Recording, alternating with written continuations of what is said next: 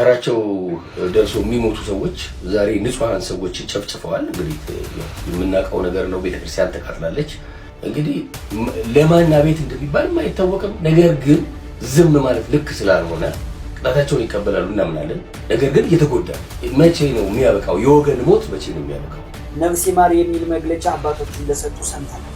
አባቶችስ የመጨረሻ ውሳኔያቸውና እርምጃቸው ይሄ ነው። ይሄ ከሆነ እኮ ዛሬ ሙተው ነፍስ ይማር የተባሉ ኦርቶዶክሳዊ እህት ወንድሞቻችን ከስንት ዓመትና ከስንት ወር በፊት ለሞቱ ኦርቶዶክሳውያን ነፍስ ይማር የሚል መግለጫ ሲሰጥ አሜን ሲሉ የነበሩ ናቸው። ይሄው ዛሬ እነሱ ነፍስ ይማር እየተባሉ አርሲ ላይ እንግዲህ እየተፈጠረ ያለውን ነገር ያው ሁላችንም የምናውቀው ይመስለኛል። እና ይህ መንግስት በኢትዮጵያ ውስጥ የሚኖረውን ይህን የሚያስተዳድረውን ህዝቤ ብሎ ይጠራዋል ወይ? ህዝቤ ይለዋል። ይህን ህዝቡን ራሱ ህዝቤ ይለዋል። በተለይም ደግሞ በጣም መከራ እየደረሰበት ያለውን የክርስቲያኑ ማህበረሰብ እንደሆነ አምናለሁ። ክርስቲያኑ ማህበረሰብ ህዝቤ የሚለው መንግስት ነው ያለው ወይ? ከሆነ ምናልባት ነው የሚል ከሆነ ዘር እንዴት ነው እንደው ቀድሞ ደርሶ ባይከላከልላቸው እንኳን አቅሙ በላይ ሆኖበት ቀድሞ ደርሶ ባይከላከልላቸው እንኳን ወጥቶ ህዝቤ እንዲህ ሆኖብኛል ብሎ የሐዘን መግለጫ እንኳን አይናገር።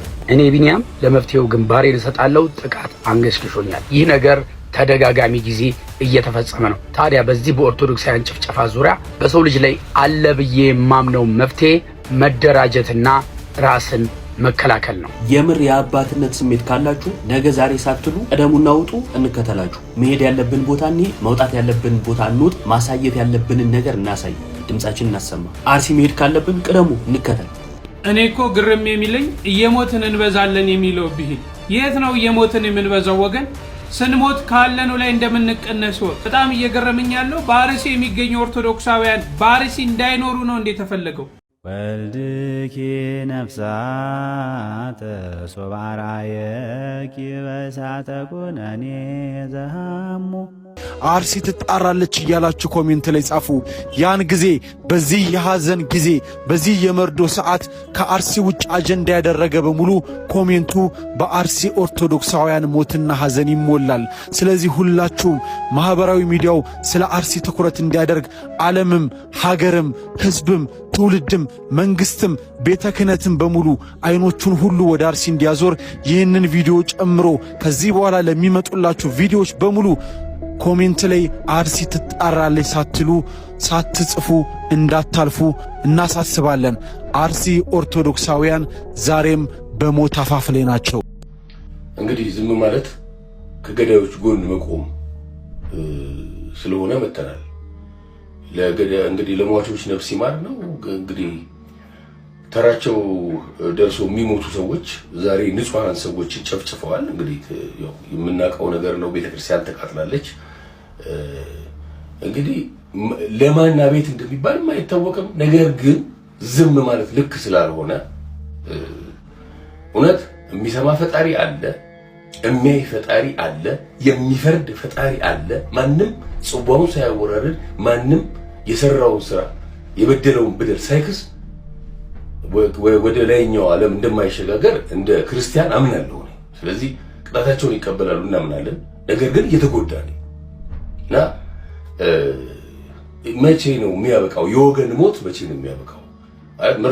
መርጧል ቃሽ ትባላለህ ስትናገር። አትግደሉን ነው ሌላ አይደለም። እንዴ አትግደሉንም አትበል የሚባልበት ሀገር ላይ ነው ያለው። ልክ አይደለም። አሁንም እንላለን አትግደሉን፣ አሁንም እንላለን ወገኖቻችንን አታጥቁብን። ለዛው ንጹሃን አርፎ የተቀመጡ ወገኖች ምንም የማያውቁ ፈጣሪያቸውን የሚያመልኩበት ቤተክርስቲያን ተቃጥሏል።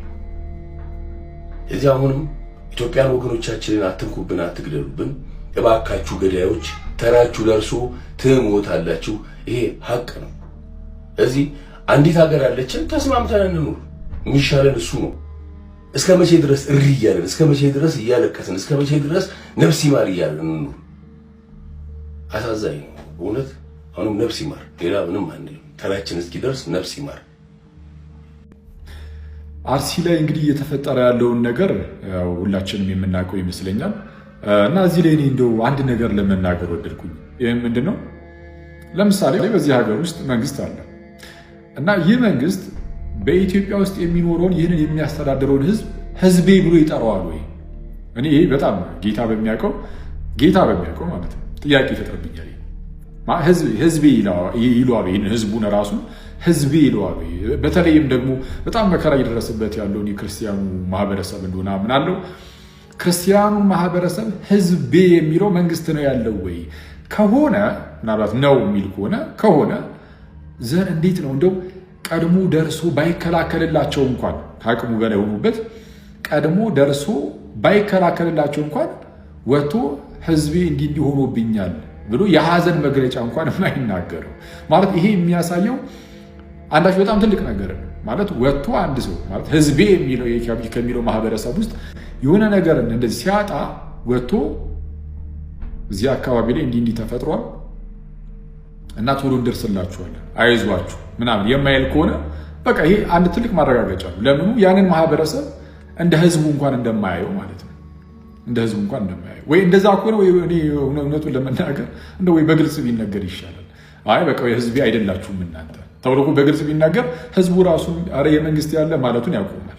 እኛ እንደ መንፈሳዊነታችን ክርስቲያኖች ኢትዮጵያ ውስጥ እንደምኖራችን ኢትዮጵያ ሀገራችን ናት እና ኢትዮጵያን የሚያስተዳድረው መንግስት ደግሞ መንግስታችን እንደሆነ እናምናለን። ግን መንፈሳዊያንም ጭምር ነን ደግሞ እና መንፈሳዊያን እንደመሆናችን የአንዱ ጌታ ህዝብ ነን የክርስቶስ ኢየሱስ ማለት ነው።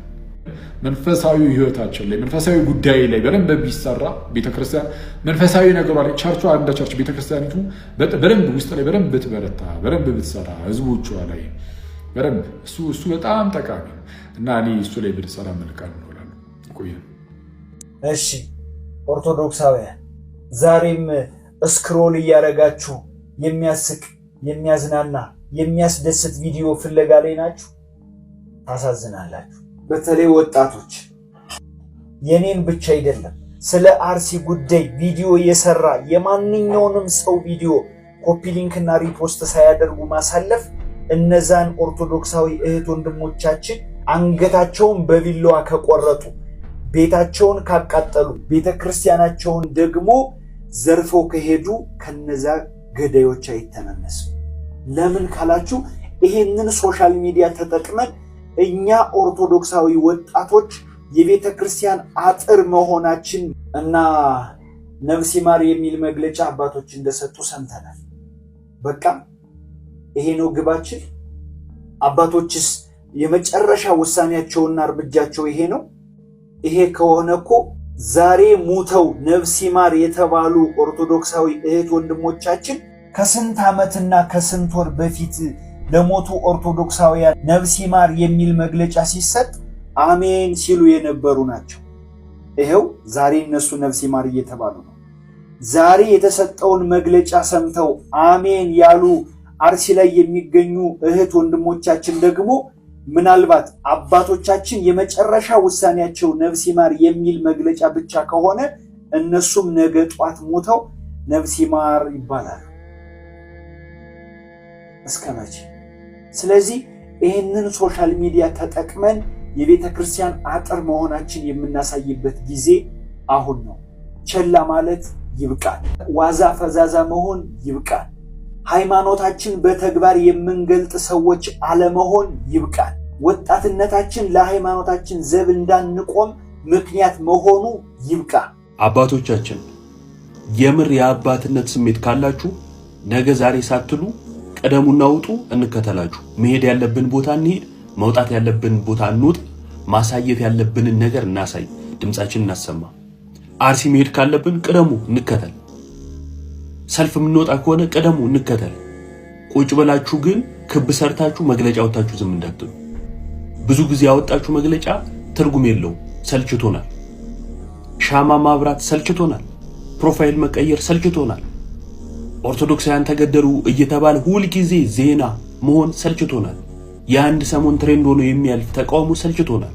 ስለዚህ ምድር ላይ የወረደ ስራ ከእናንተ እንጠብቃለን። ውጡ፣ ከሞቆ ቤት ውጡና አደባባይ እንገናኝ፣ ጠሩን። አለበለዚያ ወጣቱ ቀድሞ የሆነ ነገር ቢፈጠር እርግጠኛ ነኝ ደብዳቤ እንደምትጽፉ አናቃቸውም እንደምትሉ። ስለዚህ ቀደሙ። ትላንትና ጥቁር ለብሰን ወንበራችሁን አስጠብቀናል በብዙዎች ደም። ዛሬ እንደዛ አይሆንም። ውጡ። ደሞዝ የምትበሉባት ቤተክርስቲያን ነች፣ የምትመኩባት። እንደ ልባችሁ የተከበራችሁባት ቤተክርስቲያን ነች። እያለቁ ያሉትም የዚች ቤተክርስቲያን ልጆች ናቸው። እናንተ ቁጭ ብላችሁ ሌላ የሚሞት ወጣት አንጋብዝም። እኔ በበኩል ያን የሚሰማኝ። ስለዚህ ውጡ። እኔ እኮ ግርም የሚለኝ እየሞትን እንበዛለን የሚለው ብሂል የት ነው እየሞትን የምንበዛው ወገን? ስንሞት ካለኑ ላይ እንደምንቀነስ ወቅ በጣም እየገረመኝ ያለው በአርሲ የሚገኙ ኦርቶዶክሳውያን በአርሲ እንዳይኖሩ ነው እንዴ ተፈለገው? በየጊዜው በየወቅቱ በየወራቱ በዛ የሚገኙ ወገኖቻችን መከራ ይደርስባቸዋል፣ ይገደላሉ፣ ቤታቸው ይቃጠላል። አሁን ደግሞ አብያተ ክርስቲያናቱን መቃጠል ጀምረዋል። ማን ነው ይህንን የሚያስቆመው? ማን ነው ይህንንስ በቃ የሚለው? በዛ የሚገኙ ምዕመናንን ሰላም የሚሰጣቸው ማን ነው? እግዚአብሔር አምላክ ለሁላችንም ይድረስልን። ገዳዮች ነገ እንደምትሞቱ አስቡ። ዛሬ ገድላችሁ ልትደሰቱ ይችል ይሆናል። ነገ ግን እያንዳንዳችሁ በሰፈራችሁት ቁና ትሰፈራላችሁ። ለፍርድ በጌታ ፊት ስትቆሙ እያንዳንዳችሁ ዋጋችሁን ታገኛላችሁ። እኛም በዚህ ዘመን ያለን ኦርቶዶክሳውያን ድምፅ ልንሆን ያስፈልጋል። ከተጠያቂነት ነፃ ልንሆን ያስፈልጋል። ነገ በእናንተ ዘመን በአርሲ የሚገኙ ኦርቶዶክሳውያን ሲያልቁ ምን አደረጋችሁ ተብለን መጠየቃችን አይቀርም። ስለዚህ ለወገኖቻችን እንድረስላቸው፣ ድምፅ እንሆናቸው። በቻልነው አቅም በጌታ ፊት በተንበረከክን ሰዓት፣ ጸሎት በምናደርግ ሰዓት ሀገራችንን በአርሲ የሚገኙ ወገኖቻችን እናስባቸው። እኔ ቢኒያም ለመፍትሄው ግንባሬን እሰጣለሁ። ጥቃት አንገሽግሾኛል። በመጀመሪያ ደረጃ ሁላችሁም እንድታውቁልኝ የምፈልገው ነገር ቢኖር እኔ ቢኒያም የትኛውም አይነት ፖለቲካ ውስጥ እንደሌለሁበትና ከየትኛውም የፖለቲካ አመለካከት ካለው ጋር እንዳታነካኩኝ ነው። ይህን መጀመሪያ ተረዱልኝ። የኔ ፖለቲካ ሃይማኖቴና ሃይማኖቴ ብቻ ነው። እንግዲህ ትላንት እንደሰማነው በአርሲ ኦርቶዶክሳውያን ላይ በግፍ እየተጨፈጨፉ ነው። ይህ ነገር ተደጋጋሚ ጊዜ እየተፈጸመ ነው። ታዲያ በዚህ በኦርቶዶክሳውያን ጭፍጨፋ ዙሪያ በሰው ልጅ ላይ አለ ብዬ የማምነው መፍትሄ መደራጀትና ራስን መከላከል ነው። ወዳጄ የዳዊትን ጠጠር ከዳዊት አምላክ ጋር ይዘህ ገዳይን እስካልተጋፈጥክ ድረስ መቼም ይሄ ግድያ የሚቆም አይደለም። እንደምታውቁት ጥቃቱ ሃይማኖታችን ላይ ነው። እኛ ደግሞ ማድረግ ያለብን ሃይማኖታችንን ለማቆየት ጥቃቱን መከላከል ነው። የሚገሉን በሃይማኖታችን ነው፣ የምንከላከለውም ሃይማኖታችንን ነው። ምስራቅ አርሲ ላይ ያሉ ኦርቶዶክሳውያንን በቀላሉ መግደል የቻሉት ህዝቡ በመጀመሪያም በጎሳና በዘር ስለተከፋፈለላቸው ነው። አንተ አማራ፣ አንቺ ኦሮሞ፣ አንቺ እንዲነሽ እየተባለ ራሳቸው አክራሪ ብሔርተኞች ናቸው ይህን ነገር የፈጠሩበት። ስለዚህ ግድያውን ቀላል ያደረገው ይህ መከፋፈላችን ነው። ይህን መከፋፈላችንን ትተን ለጠላት ምቹ ከመሆን እኛ ኦርቶዶክሳውያን በአንድነት ከቆምን ይህን ነገር ልናስቆም እንችላለን። እንደ አንድ የቅድስት ቤተክርስቲያን ልጅ ጥቃቱ በጣም አንገሽግሾኛል። እናም ከይቅርታ ጋር በአውደ ምሕረት ላይ የሚደረጉ ስብከቶች በጠቅላላ ማደንዘዣ የሆኑ እየተሰማኝ ነው። በአውደ ምሕረት ላይ የምንማራቸው እያንዳንዱ ትምህርቶች ቅድስት ቤተክርስቲያን ስትኖርና እኛም ነፃነት ኖሮን ቅድስት ቤተክርስቲያን ግቢ ውስጥ ስንገኝ ብቻ ነው የምንሰማው። ሃይማኖት እየተጠቃች የግል ሕይወቴን መምራት ራሱ ከብዶኛል። የአርሲ ኦርቶዶክሳውያን ሁኔታ ዕለት ከዕለት ያንገበግበኛል፣ ይሰማኛል። መደራጀት የሚለውን ነገር ስለማምንበት ራስን መከላከል ለሚለው መርህ ራሴን አሳልፌ እሰጣለሁ። ሊደራጅ የሚችል አካል በጠቅላላ እኔን አባሉ አድርጎ ይቁጠረኝ። የትኛውንም መስዋዕት ለሃይማኖቴ ለመክፈል ለማህተቤ ለመክፈል ዝግጁ ነኝ። ምስራቅ አርሲ ያሉ ኦርቶዶክሳውያንን የገደሉ በጠቅላላ ልፋለማቸው ዝግጁ ነኝ። ከቤተ ክርስቲያኔ ውጭ ሕይወት የለኝም። ስለሷ ጠላትን እዋጋለሁ፣ ለሕዝቧም ግንባሬን እሰጣለሁ። ሃይማኖቴ ከምንም ነገር ጋር የማላወዳድራት ቀይ መስመሬ ናት። ቆይ እየተገደልን እየተጨፈጨፍን እየተቃጠልን ያለነው በገዳዮቻችን አቅም ወይስ በእኛ ድክመት? በእንደዚህ አይነት ቪዲዮ መጥቻ አላቅም። እስኪ ዛሬ እንኳን የቸልተኝነት ካባችንን እናውልቅና ሁላችንም ይሄን ቪዲዮ በደንብ ኮፒ ሊንክ ሼር በማድረግ መላ ኦርቶዶክሳውያን ጋር እናድርሰው። ይህንን ቻሌንጅ ሁሉም ሰው እንዲጀምረው እናድርግ። ቆይ ስንቶቻችንን እየተመዘን መሆኑን ግን እየተረዳን ያለ ነው? ማለትም ኦርቶዶክሳዊ ሲታረድ ሲቃጠል ሲሰቃይ ማድረግ የምንችለው ነገር እስከምን ደረጃ መሆኑን እየተመዘን መሆኑን የምናውቅ ስንቶቻችን ነን? በደንብ ተመዝነናል። በመዘኑን ልክ ደግሞ ማድረግ የሚገባቸውን ነገር እያደረጉ ነው። አዎ በደንብ ነው የተፈተሽ ነው። እኛም ስንታረድ፣ ስንገደል፣ ስንቃጠል የመጨረሻ ለሃይማኖታችን ማድረግ የምንችለው ነገር ሶሻል ሚዲያ ላይ ወጥቶ እኔም ስለ አርሲ ዝም አልልም ማለት ብቻ እንደሆነ በደንብ አሳይተናቸዋል። አንድ ተጽዕኖ ፈጣሪ ኦርቶዶክሳዊ ወይም ደግሞ ዝነኛ ሰው መጥቶ ሶሻል ሚዲያ ላይ እኔም ስለ አርሲ ዝም አልልም ስላለ እናመሰግናለን። ኧረ እባክህ እኔ ምን እንደሚሰማኝ ታውቃላችሁ? ሶሻል ሚዲያ ላይ ወጥተን እንደዚህ አይነት ነገር ሲፈጠር ድምፅ ለመሆን የምንሞክርበትን ቪዲዮ ገዳዮቻችን ግደሉ ብለው ለላኳቸው ሰዎች የተሰጡትን ሜንሽን በትክክል እንደፈጸሙ ማረጋገጫ እያደረጉት ነው። የኛን ቪዲዮ ማለትም ግደሉ ተብሎ የተላኩት አካላት ግደሉ ላላቸው አካል መግደላቸውን የሚያረጋግጡት በእኛ ቪዲዮ እየመሰለኝ ነው። ስለዚህ አንድ ነገር ሁላችንም ማድረግ አለብን። ኃላፊነት ከተሰማን የምርም ስለ ሃይማኖታችን ተጨንቀን ስለ ሃይማኖታችን አግብቶን ከሆነ ሶሻል ሚዲያ ላይ እየመጣን እንደዚህ ድምፅ ለመሆን የምንሞክረው ሁላችንም አንድ ነገር እናድርግ። በያለንበት ሀገረ ስብከት ወደ መንበረ ጵጵስና ተሰባስበን በመሄድ ሰላማዊ ሰልፍ እንዲፈቀድልን እንጠይቅ፣ እነሱ ይጠይቁልን። እየተገደልን መሆኑን ለዓለም ማሳየት መቻል አለብን። ድምፅ ከሆነ ይሄ ነው ድምፅ ሊሆን የሚችለው። ከዛ ውጭ አንድ እንደኔ አይነት ተራ ሰው መጥቶ ሶሻል ሚዲያ ላይ ከአርሲ ጎን ነኝ ስለ አርሲ ዝም አልልም ማለቱ ብቻ የሱ የመጨረሻ ለሃይማኖቱ ማድረግ የሚችለው ነገር ሶሻል ሚዲያ ላይ ወጥቶ እንደዚህ ማለቱ ብቻ እስኪመስል ድረስ እንደዚህ የተጃጃልን መቀጠል ያለብን አይመስለኝም። በፍጹም አይደለም። ስጋችን ነፍሳችን ወደ ዘላለም ሞት ሊወስዳት የሚችል ሰይጣንን ክርስቶስ ድል ያደረገበት መስቀልን አንገታችን ላይ አስረን በፍጹም ገጀራና መሳሪያ የያዙ ሰዎችን የምንፈራበት ጊዜ መቆም መቻል አለበት። ስለዚህ አሁን መጮህ ያለብን ወደ ራሳችን አባቶች ነው። ሁሉም አባት በዚህ ሰዓት ስለ አንድ ነገር ብቻ እንዲያስብ ማድረግ መቻል አለብን። እነሱን እንዲሰባሰቡ፣ እንዲወያዩ፣ እንዲጨነቁ ማድረግ አለብን። ምናልባትም ቸልተኛ ሆኖ ከሆነ አዎ ከተኙበት ነቅተው አሁን በደንብ እንዲነጋገሩ እነሱን እንቅልፍ ማሳጣት መቻል አለብን።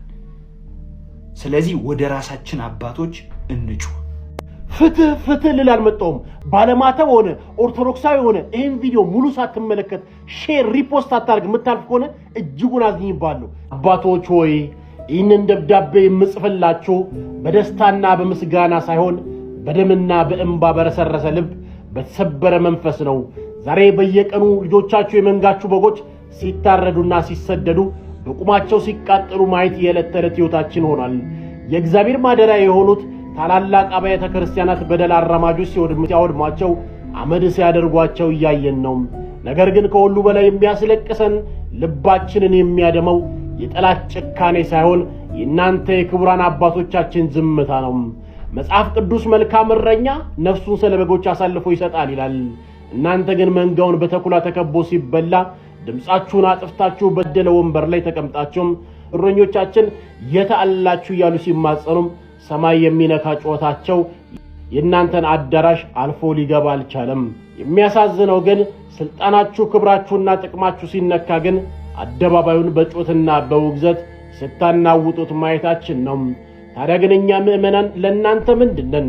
የስልጣናችሁ ማስጠበቂያ ወይስ የእግዚአብሔር አደራዎችም? ክርስቶስ የሰጣችሁ እረኝነት በጎችን እንድትጠብቁ እንጂ በጎቹ እየታረዱ እናንተ በሰላም እንድትኖሩ አልነበረም። አባቶቼ ሆይ እባካችሁ ከእንቅልፋችሁ ንቁም። ከቅንጦት ከምቾት ወንበራችሁ ወረዱና የሕዝባችሁን እንባ አብሱም። የእግዚአብሔር ፍርድ ከቤቱ ይጀምራል። ነገ በእግዚአብሔር ፊት ስትቆሙ ስለጠፋው እያንዳንዱ ነፍስ ምን መልስ ልትሰጡ ነው? እባካችሁ ውጡና ስለ ልጆቻችሁ ጮኹም። የመንጋችሁ መታረድ ይብቃም። ከቀረችው ትንሿ በጋችሁም